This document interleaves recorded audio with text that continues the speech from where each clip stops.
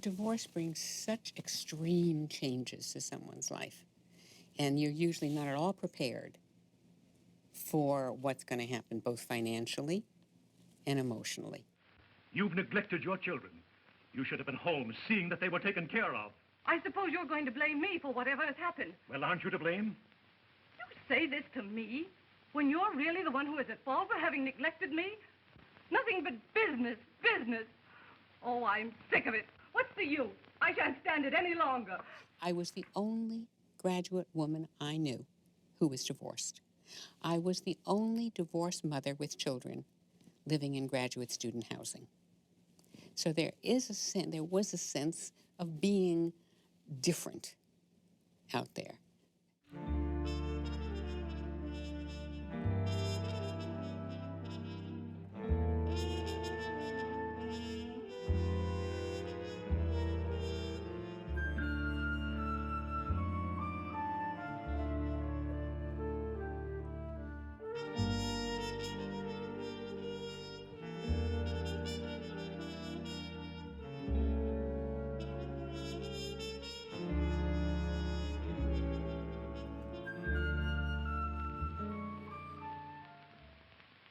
Men and women go to the marriage altar these days, seemingly quite oblivious to the very object for which marriage is instituted, true companionship. Very frequently, they seek nothing but their own pleasure or gain, with little consideration for the children entrusted to their care. One of the things about marriage when it became work is that that's been a job that has fallen to women. It's something that it's assumed that the husband is going out into the world, supporting the family, making money. And so one of the women's jobs, beyond being the caregiver to the children and the housekeeper, has been working on her marriage. And so when her marriage failed, the blame largely fell on her. So if the marriage didn't work, it's your fault. If your husband strayed, it's your fault. So it's very much a sense of failure because you are failing in what is one of the major institutions in society, the foundation of the family. In the 1950s, I think the reason maybe people felt it was more of a personal failure, some people did, was that it seemed like everyone else was able to work it out. Why couldn't I? I ran into Winnie Cabot at square dancing, and I found out who's moving to that little Dutch colonial down the street. Who? Her name is Helen Bishop. Is she an old lady? Divorced. Really? 9-year-old boy and a baby. That's awful. I know. All on her own? I know. Winnie thinks it might be bad for real estate values in Chilmark. One divorcee. The idea was that any marriage that didn't end in divorce was a success, even if there was rampant cheating, even if there was domestic violence, even if there was chronic alcoholism, and real problems within the home. It was just expected the wife would step up and do her part.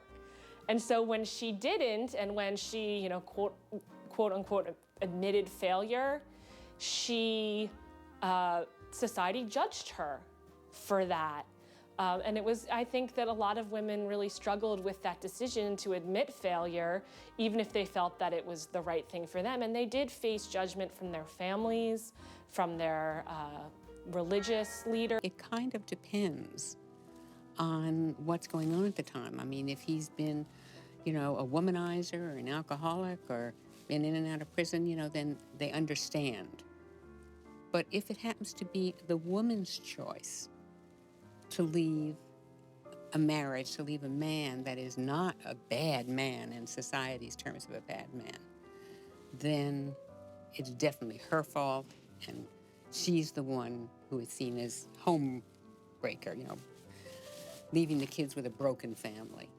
During this period, men's social worlds were very much centered on work, and women's social worlds were very much centered on their families and their children, their children's schools, their neighbors. And I think that because of that, having experienced a divorce really hits women, right in the center of all their daily interactions. And for men, everyone in the office is used to seeing the man there alone working, perhaps long hours, and so it probably doesn't have the same type. They looked for stable men who were going to be faithful to the company and faithful to their families, and that those two needed one another to happen. And so I think that men had to think carefully before going forward with divorce. Women, I think there was more struggle involved, simply more struggle, because economically, they didn't have the same kinds of options that their divorced ex-husbands had. They couldn't support themselves as well. They still had their children living with them. So if a divorced woman did not remarry, it could be a real struggle for her. Divorced men then and now tend to do actually somewhat better economically than they did when they were married, if you consider the fact that their income has to spread over a smaller household once they've divorced, depending on how the assets have been divided up. So I think that in terms of how they're perceived, there might have been certainly in some cases, people feeling sorry for the struggle involved. There's also the stigma. I mean, women would retain their children, whereas men would see them only more periodically at best. And so a divorce for men meant losing that day-to-day relationship with their children in many cases. And so I think in that sense, probably divorce was much more tied up with a man's feelings about being a father. Boy, divorced women are really get a bad rap in society, and especially in those days. She was seen, number one, it was important to be a virgin when you got married. Therefore, she was used goods. She was no longer a virgin. She was, therefore going to be what was a fast woman, an easy mark for men. Other women didn't want her around their husbands. She got an image about her, as being an immoral woman. Ladies, this is Helen Bishop. This is Marilyn and Nancy. She seems scared, poor thing. Trust me, those hens are gonna peck her to death. Did you see her running around in that little Volkswagen? It's kind of desperate. And that won't help her. It's got no back seat. She'll have to find some midget hitchhiker. And in addition, socially, there wasn't much place for divorced women. Socially, she was kind of a pariah. She couldn't go out with couples, but women didn't go out alone in that era. Didn't even go out with women friends for dinner. So she really had very, very few options. How about the Einstein thing? I wonder if old Albert swung his hips like that when he walked. She probably got her hair tips from him, too. Glenda's so quiet. Not to mention wrinkled. Maybe she hasn't unpacked her iron, either. Christmas paper, please. Have you seen my mom? No, honey. Maybe she's in the dining room. Betty? What?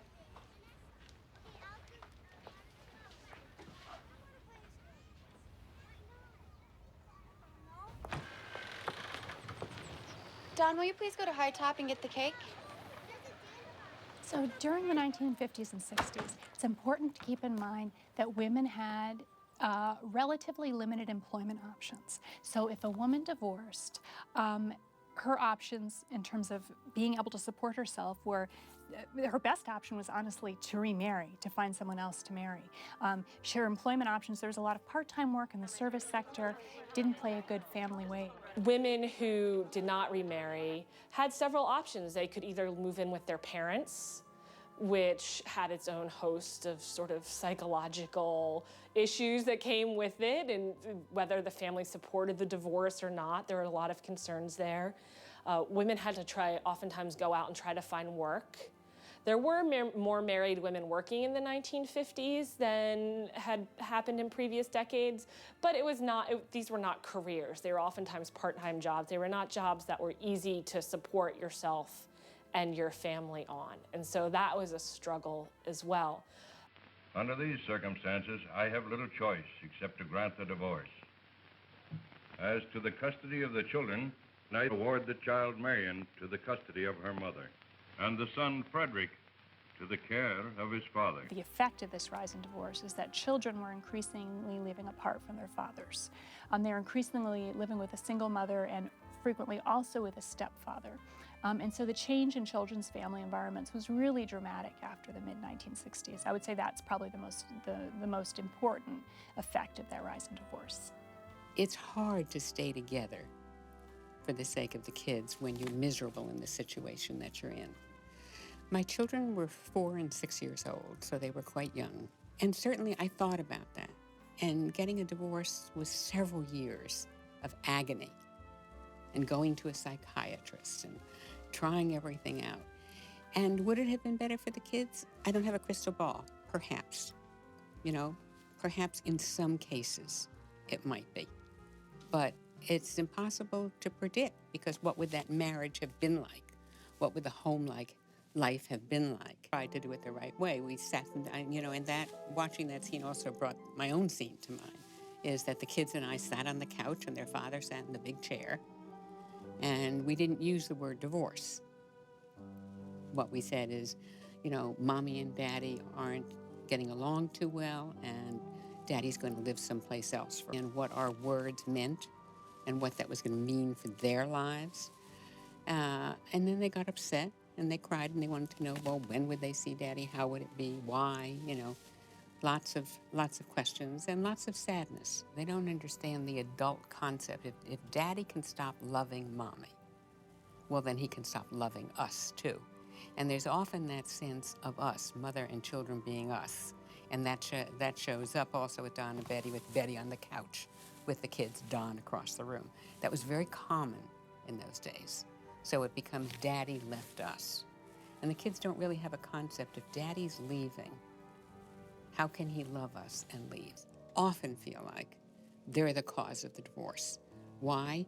Well, maybe they heard Mommy and Daddy argue about something about the kids, or one of the kids did something that upset the parents, and they're wondering, gee, is that why, my parents got divorced? But they often think right away it's because of them. The 1960s did feel that they were being judged, particularly by their peers if their parents got divorced. Some of it depend on whether you were living in the suburbs or in a more urban area. Perhaps you were more likely to know other families that had different sort of arrangements as opposed to when you lived in the suburbs. I do think that in the 1950s and 1960s, there were probably some children who were very relieved when their parents got divorced, particularly if they had a horrible marriage. And I think there were others who were probably completely torn apart, particularly if the parents had done their best to put forward to the world that they were living this ideal suburban lifestyle. And so I think it probably came as quite a shock to them when they learned that their parents were no longer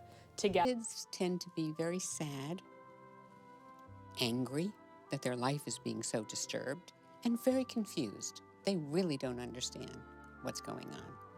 So they act some of these behaviors today where a kid can turn to their left and turn to their right, and there's another kid whose parents are divorced. So they were pretty much isolated and alone with an occasional child here and there. If they started to show anxieties and angers and so on that were related to the divorce, the tendency was to say, just as we did with women, the child needs help. You have to understand, I'm a family therapist. I would say, and I do today, not the child who needs help, this family needs help. The parents need to deal with this better. But usually it was the child. It was easier to send the child to therapy, to take care of the child's problem, than to look at what was going on in the whole family system. And yes, there was shame about it, because once again, it's a failure. A shift for children who had gone from living with both of their parents to living apart from their fathers. And I think about one of the things that makes the 50s, certainly in early 60s, distinctive and different than more contemporary cohorts of children experiencing divorce is this idea that today kids have a lot of friends who are going through the same thing. They have, maybe their best friend has also have more models out there now than they did then in the 1950s. And I think that for both children and adults themselves, they were able to leave a more single, a lifestyle as a single person, not burdened by children. And generally speaking, their quality of life went up while their ex-wives and children's standard of living went down. One of the most interesting things about divorce in the 1950s and 1960s for men was that they oftentimes found themselves, or whatever the child custody arrangement was, they ended up having to step in and be the caregiver. We enjoyed spending a lot of concerns in the 1950s that mothers were too overbearing and that they were negatively influenced their children's performance at school, their psychological makeup, all of these things. The famous word for it was momism, which was coined in 1942 by a man named Philip Wiley. There was concern that children who lived exclusively with their mother were not going to learn how to be proper girls and proper boys, that a boy might over-identify with his mother, which was code word basically for become gay, and that girls wouldn't necessarily know how to interact with men, and that was gonna hurt their marriage prospects and those sorts of things. So in the case of divorce, women were seen as sometimes depriving their children of a strong role model, which was of a lot of concern and fed into these other worries about mothers being overbearing and those sorts of things. Remarriage during this period, during the 50s, early 1960s, was probably the most reliable route out of poverty for a divorced woman and her child. And in fact, that continued to be true for quite a long time since that period. So remarriage could serve that very important function.